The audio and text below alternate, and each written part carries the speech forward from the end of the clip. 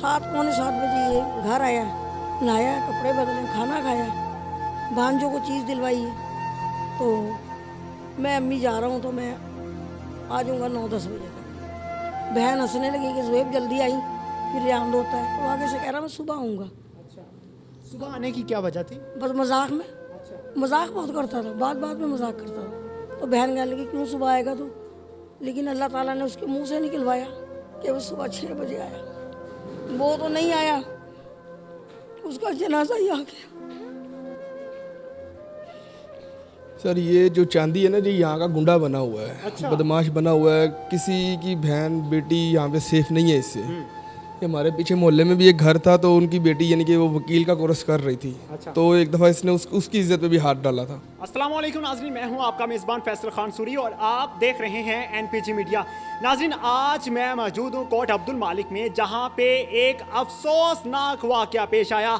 ज़ुहैब नामी लड़का जो कि एक स्नूकर क्लब में जॉब करता था, उसको एक शख्स जिसका नाम चांदी है वो आता है और एक छोटी सी तलख कलामी पर कत्ल करके चला जाता है। जो चांदी है वो शख्स पहले से बहुत से जराइम में मुब्तला है। जब उसके घर पुलिस ने छापा मारा इस कत्ल के बाद, तो वहां से बहुत सी शराब की बोतलें भी मिली, लेकिन पुलिस ने अभी तक कोई कार्रवाई नहीं की। मेरे साथ ज़ुहैब की वालिदा और वालिद मौजूद हैं, उनसे जानूंगा मामला क्या पेश आया था। मां जी, मुझे ये बताएं कि ज़ुहैब कैसा लड़का था और वो स्नूकर क्लब में क्या करने गया था?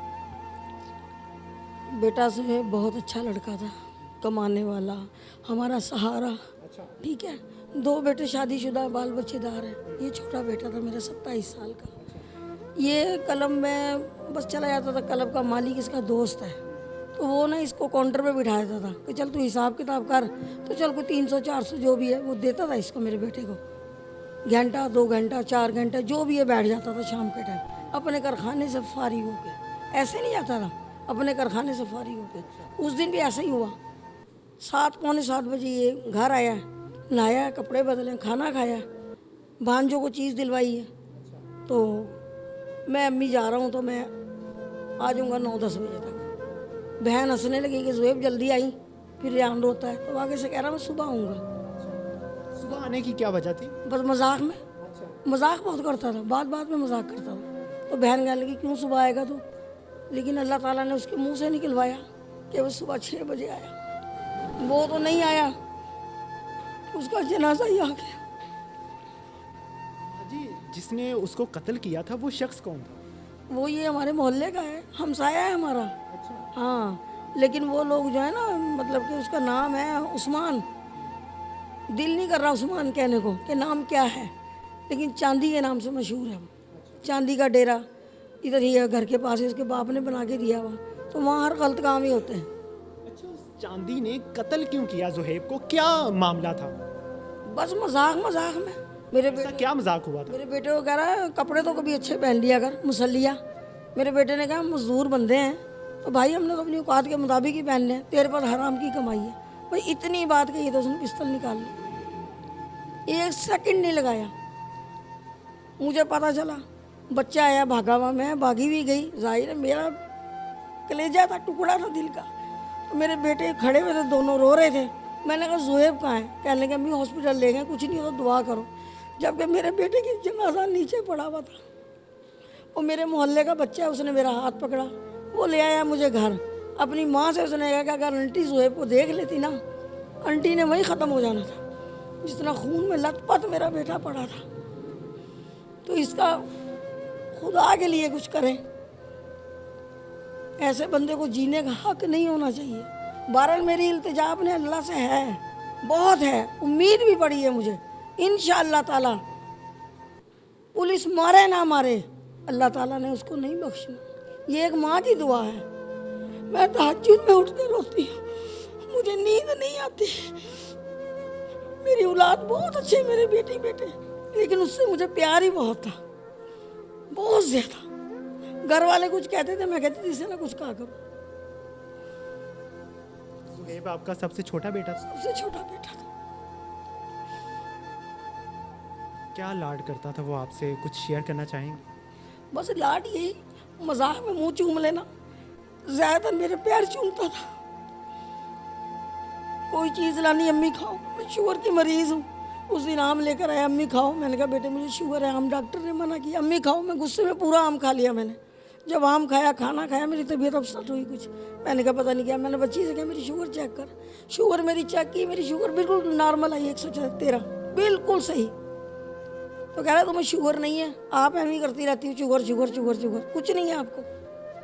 वो बहुत लाडला था बेटे मेरा। सर आप क्या कहना चाहेंगे, जुहेब से क्या गलती हुई थी, क्यों कत्ल किया गया उसको? उससे कोई गलती नहीं हो, अपने रूटीन के मुताबिक गया, अपने मजदूरी वाला काम मुकम्मल करके गया। मैं करीब के एक चौक में बैठा हुआ, तो मेरे इल्म में ये सारी बातें नहीं थी।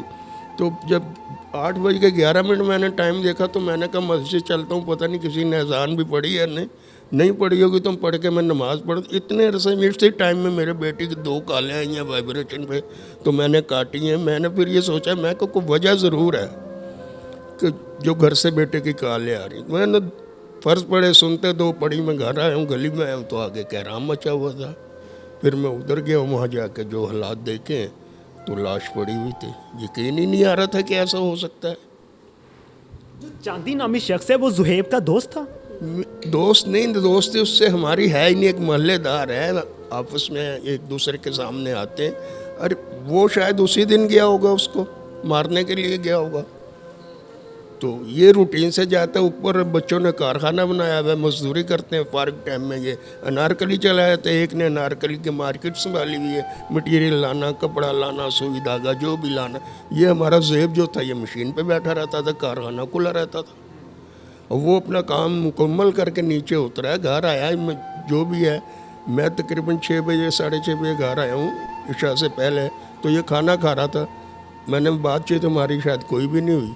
मैं बाहर निकल गया हूँ और ये उधर चला गया, जाके काउंटर पे बैठ गया। मालिक से इसके ताल्लुकात अच्छे थे, मालिक इस पे इत्मीनान करता था कि अपने कैश पे बिठा देना, सारा हिसाब किताब इसने कर। तो इसी असना में इनकी जो भी ये बातचीत आपस में हुई है कि भी चुंगड़ा ले कपड़े पाए या की पाया, इस चक्कर में उसने ये जवाब दिया कि अभी तू हरामदे कमाई है तेरी, क्योंकि सारा मोहल्ला बाहर एरिया जानता है इस बात को। चांदी के डेरे के नाम से उसने डेरा बनाया है, वहाँ सारी मंशियात भी फरोख्त होती है। हाँ जी, और वहीं पे जनाकारियाँ, मूवियाँ शूवियाँ जो औरतों की बना के उसने ब्लैकमेल करता था, सारा कुछ वहीं होता था। अच्छा, पुलिस ने अभी तक उस पर कोई कार्रवाई नहीं की? कोई कार्रवाई नहीं, लोग डरते हैं बस। क्यों डरते हैं उससे, क्या है ऐसा उसमें? बस किसी को पता है कि हम वहाँ तक पहुँच ही नहीं सकते, सुनवाई नहीं हो सकती है हमारी। मोहल्ले वालों ने कभी एहतजाज नहीं किया? अभी तक तो मेरे सामने कोई एहतजाज ही नहीं हुआ। अंदर के तौर पर सभी परेशान हैं, सभी जान छुड़ाना चाहते हैं कि इस हिसाब से हमारी जान छुड़े, मगर आगे होने को कोई तैयार नहीं है। मैं जानना चाहता हूँ कि वो मोहल्ले वालों को किस तरह से तंग करता है? मोहल्ले वालों को जिस मर्जी दुकानदार को तंग कर लेगा कि मुझे पैसे दे, भत्ता मांगता है, जगह टैक्स मांगता है। वो आप इधर उधर से तस्दीक करें, सारा मोहल्ला आपको बताएगा ये बात। ना वो किसी छोटे को देखता है, ना बड़े को देखता है। जिससे मर्जी 50,000 दे दे, 10,000 दे दे, 20,000 दे दे, जैसा वो मोहल्ले की कमाई पे ही पलना चाह रहा है। अभी वो शख्स कहाँ पे गायब है? यही होगा कि कोट अब्दुल मालिक में होगा। ऐसे लोगों के ठिकाने तो बतेरे होते हैं ना। एक बदमाश का दूसरा बदमाश पर्दा रखता है, किसी शरीफ आदमी के घर में तो हो नहीं सकता, अपने जैसे के पास होगा कहीं। तो ये मामलात हैं। बहरहाल हमारा बहुत बड़ा सहारा था घर का। अल्लाह ताला इस कमी को हमारी को पूरी करे, कोई वसीला बनाए। फ़िलहाल हमारा जो है निज़ाम सारा जाम होकर रह गया है। बिल्कुल जी, अल्लाह ताला आपको सब्र अता फरमाए। मेरे साथ जुहेब के भाई मौजूद हैं बड़े, उनसे बात करूंगा, उनसे जानूंगा कि मामला क्या था। आइए मेरे साथ। मेरे साथ जुहेब के भाई मौजूद हैं। सर मुझे बताइएगा कि चांदी शख्स कौन है? सर ये जो चांदी है ना जी, यहाँ का गुंडा बना हुआ है। अच्छा। बदमाश बना हुआ है। किसी की बहन बेटी यहाँ पे सेफ नहीं है इससे। ये हमारे पीछे मोहल्ले में भी एक घर था, तो उनकी बेटी यानी कि वो वकील का कोर्स कर रही थी। अच्छा। तो एक दफ़ा इसने उसकी इज्जत पे भी हाथ डाला था। कई दफ़ा इसने रोड पे मार खाई है, मोटरसाइकिल छोड़ के भाग जाता है। इसका काम ही ये है कि लोगों की बहनों की इज्जत लूटनी। तो जब अपना पकड़े जाना तो फिर इसके बाप ने मुश्ताक ने, जो खोखर मुश्ताक है, वो आगे माफ़ी मांग लेता था। तो यानी कि लोग माफ़ी, गरीब आदमी फिर डर जाता है, वो जो डर जाता है तो उसके ऊपर से प्रेशर डलवाते हैं, क्योंकि सारे गुंडे इसके हैं, कभी आगे फायर कर देगा दरवाजे पे, कभी किसी पुलिस वाले ने कार्रवाई नहीं की? पुलिस वाले कार्रवाई करते ही नहीं है इसके लिए, पता नहीं क्यों, पता नहीं कितने को पैसे ये खिलाता है उनको जो सा वो। अब देखे ना, कल वो जब रिट परसों चौथ इन्होंने रिट की है, उस दिन उसके घर से शराब की बोतलें बरामद हुई हैं, और इतनी ज़्यादा हुई हैं कि वो एक बोतल पकड़ ले तो उस बंदे को 10 जेल में करने ही करते हैं, और उसके घर से इतनी बरामद हुई हैं, लेकिन उसका कोई नहीं, वो आज तक आज़ाद फिर रहा है। अभी चांदी कहाँ पे है, जेल में है या आज़ाद फिर? आज़ाद फिर रहा है, पुलिस पकड़ ही नहीं रही उसको। वो 2-4 दफ़ा, एक दफ़ा भी जेल नहीं गया? एक दफ़ा भी नहीं गया। ये 2 दिन हो गए हैं ये यहाँ पे पिछले चौक में आके, फिर इन्हें रात को बड़के छड़के मारी हैं, गालियाँ गुलियाँ दी हैं सारों को, लोगों को, लेकिन वो पुलिस फिर कुछ नहीं कर रही। चांदी की जानिब से कोई धमकी आई है आपको? धमकी है, वो लड़के भेजता है ना, वो लड़के आपके घर भेजते हाँ हैं? जी, लड़के भेजता है घर में। क्या धमकियाँ दी जाती ये भी एक थोड़ी देर पहले एक लड़के 2 आए हुए थे 125 पे, वो 4 चक्कर लगाए हैं यहाँ पे, हम बैठे हुए, वो घुरियाँ डाल रहे हैं हमें। वो उसके कार्य खास हैं वो, लेकिन हम शरीफ आदमी हैं, हम लड़ाई वाले बंदे नहीं है, मेहनत मजदूरी करके हम रोटी कमाने वाले बंदे हैं। चांदी के डेरे पे होता क्या? चांदी के डेरे पे ये जुआ खाना करता था, शाम को 7 बजे से लेकर रात 1-2 बजे तक जुआ खाना होता था। अच्छा। शराब चलती थी, शराब पीता था, तो कभी किसी लड़की को ले आना इसने, कभी किसी औरत को ले आना। यहाँ हमारे मोहल्ले की वाक़या है, यहाँ पे एक लड़की और ख़तून को इसने उससे अपने उसको हफ्स बनाया, ले गया उसको। उसके इसने गलत करके काम करके उसकी मूवी बनाई है, ये साथ में वो भी घर है, तो उसकी मूवी बनाई है, ब्लैकमेल करा उसको। यानी कि आज यही काम है उसके, कि वो कोई इंसान वाला तो काम उसके अंदर है नहीं, वो दरिंदा इंसान नहीं है। आप क्या समझते हैं कि आपको इंसाफ मिलेगा? इंशाल्लाह, अल्लाह के घर में उम्मीद है। पुलिस की जानिब से कोई ऐसी कार्रवाई की गई है कि आपको उम्मीद हो? पुलिस के जाने से कुछ भी नहीं चल रहा। अगर पुलिस के जाने से होता तो कम से कम वो आते, कोई एक आता तो उसका पकड़ेंगे, हमें दिखाएंगे भाई ये पकड़ा है हमने, इसने बार जमानत करवाई है, वो फिर रहा है, गुंडा फिर रहा है, टेंशन नहीं से। सर आप बताइएगा, आप बड़े भाई हैं ज़ुहैब के, कैसा था सलूक उसका आपके साथ, कैसा इखलाक था उसका लोगों के साथ? बहुत अच्छा था जी, बहुत शरीफ आदमी था, शरीफ बच्चा था, हमारा भाई था, और इस बगैरत इंसान को ज़रा शर्म नहीं आई, इसने उसे मार दिया। वो उसका तो इतना अच्छा रिकॉर्ड है, कभी किसी के साथ लड़ा ही नहीं। अच्छा। छोटे छोटे बच्चों के साथ खेलता था, बच्चा था ना, बच्चों के साथ खेलता था, ऐसा ज़हन था उसका। अपना काम किया, काम में से आया घर, खाना शाना खाया। स्नूकर में दोस्त था उसका, उसे भी उधर यही लालच थी, चलो 200-400 मिल जाता है, अपना खर्चा आ जाता है, तो बस यही गया उधर और आया तो मार दिया उसे। सर बहुत से लोगों के ये सवाल होगा कि जो लोग स्नूकर क्लब में जाते हैं वो शरीफ नहीं होते, कोई ना कोई गलती ज़रूर होगी ज़ुहैब की जानिब से, ऐसा है? नहीं, कोई गलती नहीं उसकी। वो वहाँ पे असल में ना वो खेलने खुलने के लिए थोड़ी जाता था। अच्छा। आप वो मूवी देख सकते हैं कि वो काउंटर पे बैठा हुआ है, जो मालिक बैठा होता है उस CCTV फुटेजेस आ चुकी है। बिल्कुल, वो काउंटर पे बैठा हुआ है। कोई मालिक ने चला गया, उसने काउंटर पे बिठा दिया, किसी कोई गेम के पैसे पकड़ के काउंटर पे रख लिए, किसी की गेम लिख लिए, किसी को, वो वहाँ बैठा हुआ है और वो वहाँ मजदूरी करता था, मजदूर था।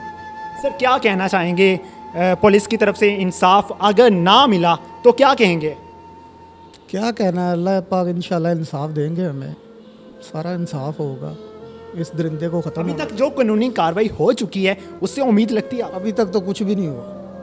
कुछ भी नहीं हुआ, 4-5 दिन हो गए, कुछ आए तक नहीं, पकड़ा तक नहीं। बिल्कुल जी, हमारे कानून इतने कमज़ोर हैं कि यहाँ पे हर मुजरिम आज़ाद फिरता है, उसे डर ही नहीं होता कि मुझ पे कोई कानून लागू होगा। मेरे साथ ज़ुहैब के मामू मौजूद हैं, उनसे भी बात करेंगे, वो सहाफ़ी भी हैं यहाँ के, तो उनसे ज़रा बात करते हैं। आइए मेरे साथ। बिल्कुल जी, मेरे साथ ज़ुहैब के मामू मौजूद हैं और इनसे जानूंगा कि ये एक सहाफ़ी भी हैं, इन्होंने बहुत बार इस मोहल्ले के लिए आवाज़ उठाई लेकिन कोई कानूनी कार्रवाई नहीं हुई अभी तक। इनसे जानूंगा इनको कैसा रद्द-ए-अमल मिलता है पुलिस की जानिब से। सर मुझे बताइएगा ज़रा। जी बिस्मिल्लाहिर्रहमानिर्रहीम, आपका बहुत शुक्रिया, आप तशरीफ़ लाए और हमारे दुख में भी शरीक हुए और प्रोग्राम भी कर रहे हैं, और इंशाअल्लाह ये दुनिया देखेगी प्रोग्राम और इसके अच्छे नताइज बरामद होंगे। दूसरी बात यह है कि हमारा जो बरखुरदार जो ज़ुहैब अहमद था, वो यंग बच्चा था, 3 भाई थे ये, और 2 भाई इकट्ठे जो है ना मेहनत मजदूरी करते थे, कोट पैंट सीते थे ये। अच्छा। तो जिस जगह पे ये कोट पैंट सीते हैं वो नीचे मेरी एकेडमी है, लीडर्स एकेडमी के नाम से हम एकेडमी चलाते हैं, बाप बेटे हम सब, यानी तो 8 बजे करीब हम छुट्टी कर देते हैं बच्चों को। अच्छा। तो वो छुट्टी दे के तो हम एकेडमी बंद करके जब नीचे आए हैं तो हमने कहा भांजे को भी साथ ले लें, घर चलते हैं। तो जो ही हम अभी सीढ़ियों से नीचे उतर रहे थे तो चांदी जो है ना, उस्मान उर्फ चांदी, वो फायर कर रहा था। अच्छा। हाँ, तो जब फायर हुआ है तो हम भी साइड पे हो गए। तो जब वो फायर करके भाग गया है तो जब हम आगे जब हमने देखा है, चूँकि वो सीढ़ियों के नीचे खड़ा हुआ था काउंटर साइड पे, अच्छा। तो देखा तो वो हमारा भांजा ज़ुहैब खून में लथपथ पड़ा हुआ था और आखिरी सांसें बल्कि ख़त्म ही हो चुकी थी उसकी। सर, आप इस मोहल्ले के सहाफ़ी भी हैं, मुझे ये बताइए कि कानूनी कार्रवाई क्यों नहीं हुई अभी तक? जहाँ तक कानूनी कार्रवाई का ताल्लुक है, मौके पे कॉल चली है। अच्छा। और उस कॉल पे जो है डीएसपी इमरान चदर साहब वो भी तशरीफ़ लाए हैं और उनके साथ अफजल डोगर साहब भी आए हैं और उन्होंने सारा महल वाक़या देखा है और उसको लिखवाया है और सारे फिर क्राइम सीन पार्टी को उन्होंने बुलाया है और इसके बाद वो फ़ौरन बगैर टाइम वेस्ट किए हुए वो उसके जो मुलजिम का घर था, जो जहाँ पे वो जुआ करवाता था, शराब नोशी होती थी और बहुत काम वहाँ पे होते थे, उस अड्डे को अभी तक बंद नहीं किया गया? नहीं, वो अड्डा खुला पड़ा है। तो वो पुलिस ने आके उसमें सर्च ऑपरेशन भी किया है और वहाँ पे कुछ सुना है कि वहाँ से कुछ शराब की बोतलें और बहुत सारी चीज़ें ऐसी उन्हें मिली हैं। तो जिसका खैर हमें 100% तो नहीं है, लेकिन चूँकि उन्होंने जब रेड की है और अचानक रेड की है तो उन्हें ये चीज़ें वहाँ से मिली हैं। तो उसके बाद वो हम लोग जो है ना वो थाने गए हैं, हमारी FIR 307 की जो है दर्ज हुई है।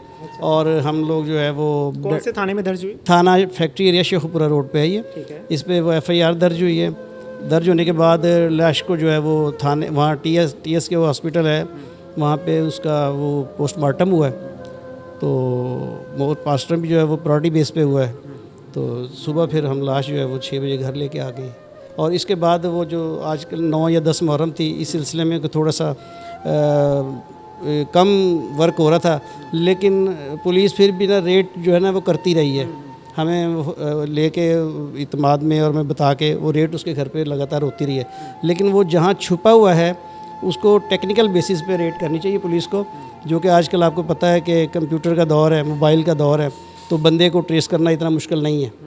तो हमारी रिक्वेस्ट है कि पुलिस जो है वो एफिशिएंसी से काम करे और हम उसको अप्रिशिएट करेंगे, और अगर वो नहीं काम करेंगे सही तरीके से तो हम एहतजाज का हक़ जो है वो महफूज रखते हैं। बिल्कुल जी, ये एहतजाज का हक़ महफूज रखते हैं। मैं भी उम्मीद करूंगा कि इनको ज़रूर इंसाफ मिलेगा। उसने बहुत से ऐसे केसेस में उसका हिस्सा है और उसने बहुत से ऐसे जुर्म किए हैं कि अभी तक उसको ना पकड़ा गया है, वो कानून के हाथों से अभी तक आज़ाद फिर रहा है। उसने एक ऐसा जुर्म भी किया है कि आप सुन के हैरान रह जाएंगे। उसने एक छोटी सी बच्ची का रेप भी किया है, उसका रेप करने के बाद उसका कत्ल भी किया है, लेकिन फिर भी वो शख्स यहाँ पे इस मोहल्ले में गुंडा कहलाता है, क्राइम किंग कहलाता है।